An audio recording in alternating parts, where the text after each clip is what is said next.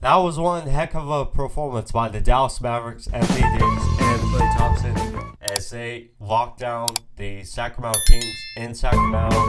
Win 120 to 106. They advanced to face the Memphis Grizzlies on the road for the right to be in the playoffs. First, the Oklahoma City Thunder. We shall see how that fares, but congrats to the Dallas Mavericks on a heck of a performance. As for the Sacramento Kings, it did not go well day at the office and no lying of the beam. The Dallas Mavericks, it was a tight game throughout for the first quarter, definitely. 29-27, actually, the Sacramento Kings led, but then once Klay Thompson woke up, had 16 points in the second quarter, ultimately finished with 23. It definitely unraveled and things started shifting in the Dallas Mavericks' favor. Same with Anthony Davis. He did well. 12 points in the first half, ultimately finished with 27 points and 9 rebounds. So solid for him.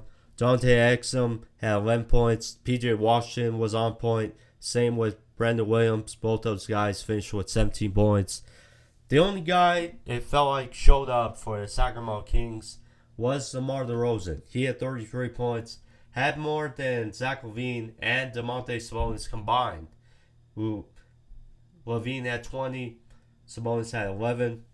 I mean, it definitely felt like despite the Kings out-rebounding the Mavericks 44-41 slightly, still, it felt like the size of the Dallas Mavericks were giving Sabonis and company issues for the Sacramento Kings with the likes of Derek Lively, Daniel Gafford, and Anthony Davis.